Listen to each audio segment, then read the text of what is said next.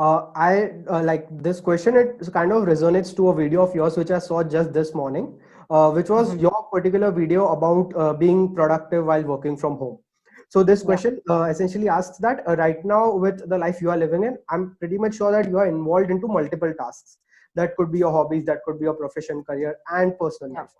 How do you balance your time between all these tasks, and how do you switch between tasks? Like suppose if you're doing something, most people what they do is that if they're working on something, the next, and when they take a break, so the next 1 hour they just waste it out, or they probably scroll through their phones. So how do you switch between tasks? That is the number one question. And number two, how do you maintain work life balance? How do you manage your time in that scenario?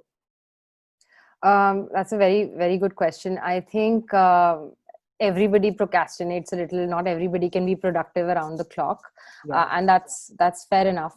I think what I do is when I wake up in the morning, I think of the top 2 to 3 things that I need to get done that day. Like for today, I had to, I had this podcast interview.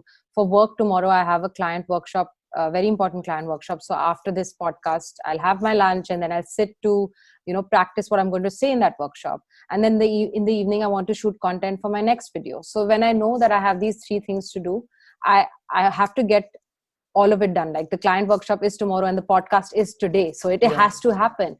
Yeah. Then when it comes to shooting content, let's say if I don't have time for that because that's my lowest priority today, so Yeah. then if it doesn't happen, then I'll still prioritize the client workshop and then maybe shoot content tomorrow. So you have to prioritize your tasks for each day.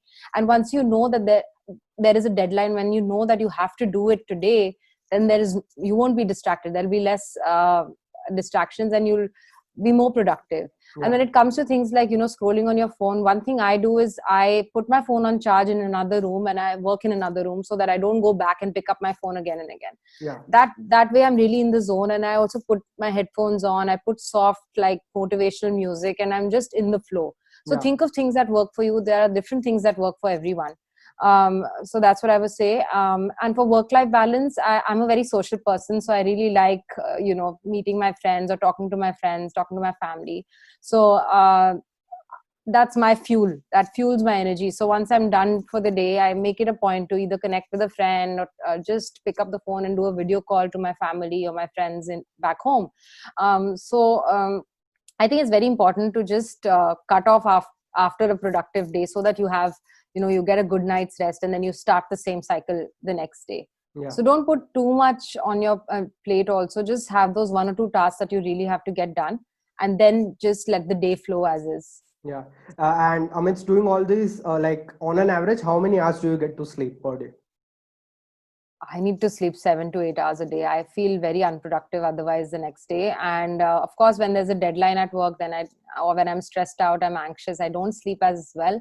I sleep 5 to 6 hours on some bad days, but then I make sure that I cover up on my sleep over the weekends. Yeah. So I think it's rest is very important. Keeping yourself hydrated through the day, through water, through any cup of tea or like green tea and things like that. So just keep fluids, eat healthy, and rest Yeah. well.